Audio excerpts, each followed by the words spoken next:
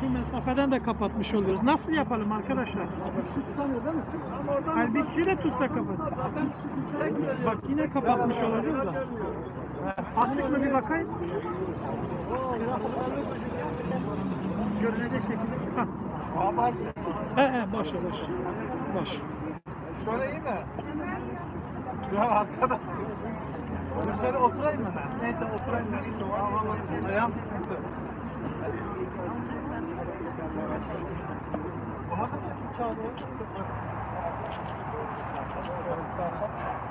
Şöyle nasıl? İyi mi?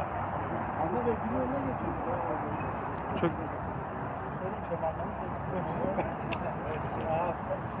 Ayaktan kalkamayacağım. Şöyle bir de arkadan mı sıradan tutması için? Görüyor musun babanlar? Sanki öyle daha iyi. Gel gel.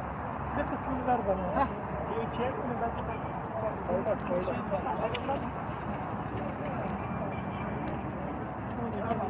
Tamam, şöyle iyi.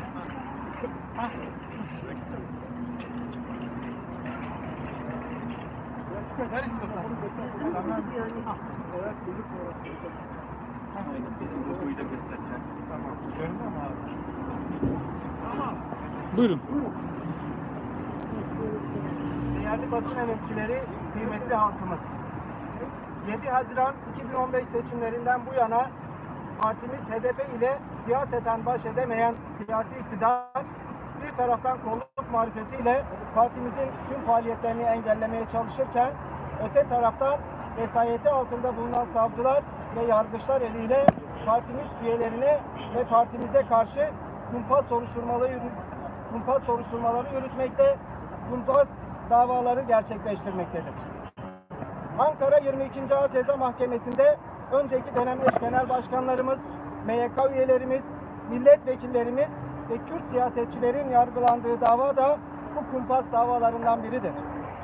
Binlerce seçilmişimiz, yöneticimiz ve üyemiz gibi bu dosya kapsamında yargılanan arkadaşlarımız da haksız ve hukuksuz yere tutuklu bulunmaktadır.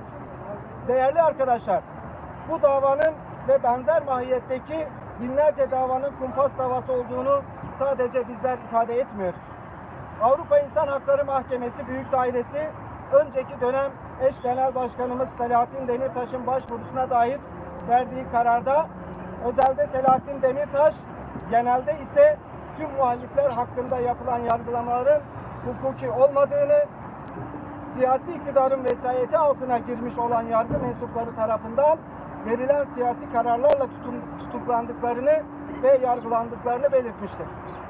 Ayrıca Avrupa İnsan Hakları Mahkemesi Büyük Dairesi bu dosya kapsamında bulunan delillerin hukuka uygun olmadığını ve bu delillere dayanarak yürütülen yargılamanın da adil bir yargılama olmadığını açık ve net bir şekilde ifade etmiştir.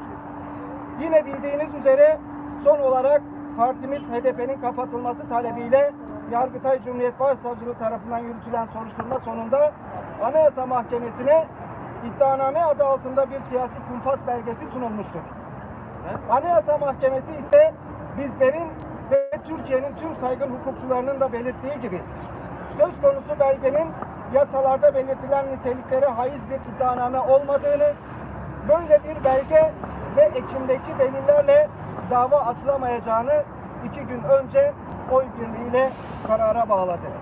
Ve başında iddianame yazan siyasi kumpas belgesini Yargıtay Cumhuriyet Başsavcılığına iade etti. Bu karara ilişkin iktidarın küçük ortağının lideri "Ahim kararları bizi bağlamaz, biz karşı hamlemizi yapar, işi bitiririz" diyen iktidarın büyük ortağından esinlenerek Anayasa Mahkemesi'nin iade kararı milli vicdanda hükümsüzdür değerlendirmesini yapmış ve hızını alamayarak Anayasa Mahkemesi'nin kapatılması gerektiğini ifade etmiştir. Ne yazık ki siyasi iktidar ortaklarının başkanları ve sözcüleri ahim kararlarını, Anayasa Mahkemesi kararlarını tanımadıklarını ifade ediyorlar. Siyasi iktidarın sözcüleri yüksek mahkeme kararlarına dair demagoji yapıyorlar, halkı aldatmaya, kandırmaya çalışıyorlar. Ancak unutulmamalıdır ki Mahkemeler demagoji yapma yerleri değildir. Yargıçlar ve savcılar ahim kararları bizi bağlamıyor diyemezler. Anayasa Mahkemesi kararları bizi bağlamıyor diyemezler. Kendilerine anayasa tarafından verilen yetkiyi iktidar partisi başkanının karşı hamlesinin aracı haline getiremezler. Dolayısıyla Ankara 22. Ağır Ceza Mahkemesi yargıçları hukukun üstünlüğü ilkesine bağlı kalarak Avrupa İnsan Hakları Mahkemesi Büyük Dairesi kararı ile hukuki dayanaktan yoksun olduğu tespit edilen önündeki dosyada derhal beraat kararı vermeli ve tüm arkadaşlarımızı tahliye etmeli. Hukuk tanımayan siyasi iktidarın suçlarına ortak olmamalıdır. Arkadaşlar şu an tutuklu bulunan siyasetçilerimizin savunmaları devam ediyor. Duruşmada çok sayıda avukat arkadaşımız takip ediyorlar, savunmalarını yapacaklar ve gün içerisinde gerçekleştirilen bu tiyatroya, yargılama demeye insanın dili varmıyor, bu tiyatroya ilişkin gerekli bilgilendirmeleri avukat arkadaşlarımızla birlikte yapmaya devam edeceğiz. Son olarak da şunu belirteyim, şimdi haberini aldık. Sevgili milletvekilimiz Ömer Faruk Gergerlioğlu'nun evine polisler gitmiş ve biraz önce metnimizde de ifade ettiğimiz gibi siyasi iktidarın vesayeti altına girmiş. Siyasi iktidarın verdiği kararları uygulamayı kendine iş edinmiş.